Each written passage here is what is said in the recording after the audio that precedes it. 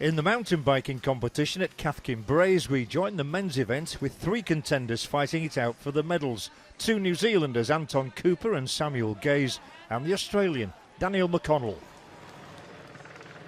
I think we're going to see, as soon as this opens up and we get onto the uphill, who's got the best legs, who's feeling the best today. It's been amazing that this race has been so close over the duration. 1 hour and 36 minutes so far, and they're all still in contention for the gold, silver and bronze. Remember, 15 seconds, the closest mountain bike race ever at the Commonwealth Games when Carleen beat Beckinsdale and the English 1-2 8 years ago. This is going to better that. We'll probably have 3 riders within that time frame here. This is absolutely magnificent. The two New Zealanders, Cooper and Gaze, have been there right from the start. McConnell, after a conservative start, very much got himself quickly involved on the front with Plaxton, who has dropped away. It is going to be these three on the podium, but in what order is anybody's guess. This is going right to the line, this race. Well, Cooper, he's been on the front for the majority of this last lap, and to me it looks like he's done that to benefit his teammate there in Gaze. Cooper just checking behind to see where McConnell and Gaze are. Again, another check there from Cooper, a check from Gaze as well. Perhaps hadn't realised just how far Paxton had dropped off the pace. It is a 3-horse race. A little bit of cat and mouse going on here. They have a look behind them to make sure that there's not another rider in the mix to take the medals for them. Tightening their shoes for the sprint. Yeah, it's coming up. Doesn't often happen in cross-country mountain biking, but we are going to have a sprint finish, a final swig from the bottle from McConnell. Just wants to get a little bit of sweetness under his tongue. I don't think he would have wanted to consume too much fluid this close to the finish. That's something very rare that you don't see in the road cycle. Oh, there's an attack here off the front. Cooper's gone for it. Out the saddle, he's suddenly accelerated away from McConnell and there's no answer, and Gaze has gone past him. It is Cooper from Gaze. It's going to be a New Zealand 1-2. McConnell is going to have to settle for the bronze medal here. But it is Cooper leading the way. Anton Cooper racing towards gold here. A sprint finish of a magnificent race, and it is a 1-2 for New Zealand, and look what it means for Anton Cooper as he crosses the line ahead of his teammate Gaze, and McConnell in the end having to settle for the bronze medal. The highest ranked rider in this race had nothing left to give when it came to the sprint. 10 seconds separating the front three, but Anton Cooper claims New Zealand's first ever Commonwealth Games gold medal in mountain biking, and you can see what it means to him. What a performance from the 19-year-old Anton Cooper. He has seen off the rider who is ranked number 4 in the UCI cross-country world rankings, and that's as much of a significant victory as claiming the gold medal itself. Cooper the winner then by the closest of margins from Samuel Gaze, 3 seconds, 10 clear of Daniel McConnell. Plaxton, who was on that breakaway, finishing in 4th place in the end. Grant Ferguson in 5th. Well done to Anton Cooper, the 2014 cross-country mountain bike Commonwealth Games champion.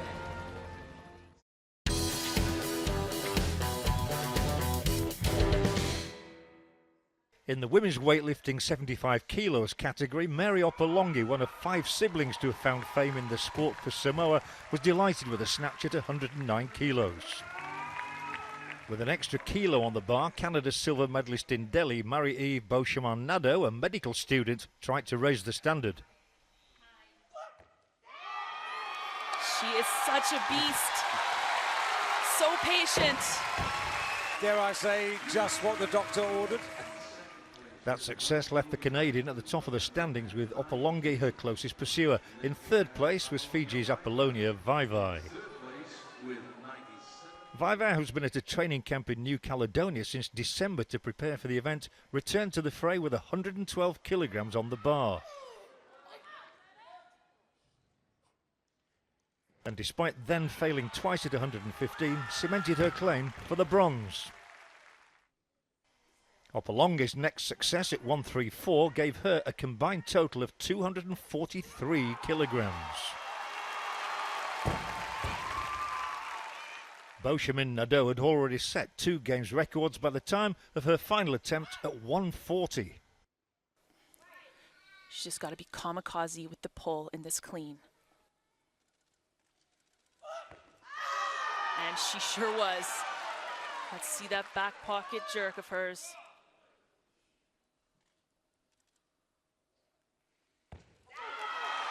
That could be the golden lift.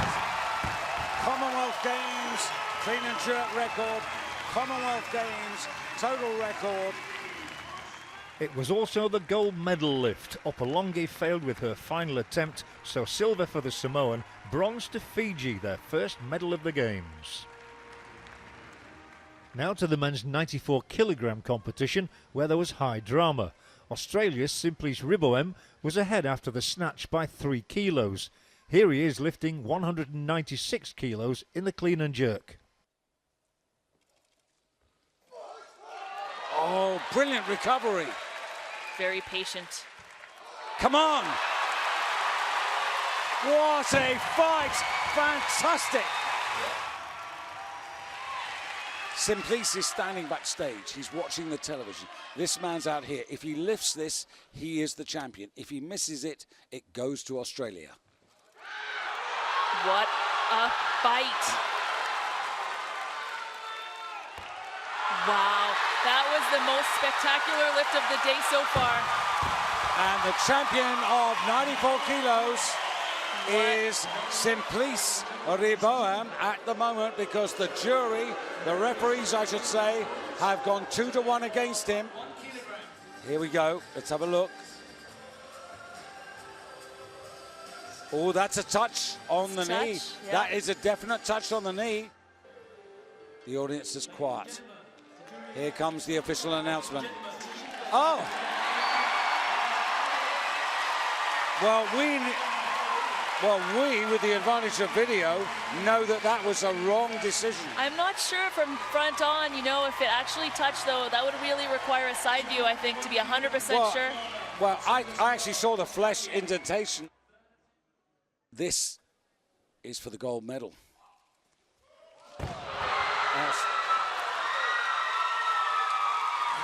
He's left in silver. He really feels robbed. Stephen Curry is the champion of the Commonwealth at 94 kilos. 149, had to play catch up, and then 200 kilos, clean and jerk to take him to 349. And remember, Simplice weighed in at 92.92, and Stephen Curry at 92.81. And that is the difference between the champion and the silver medalist.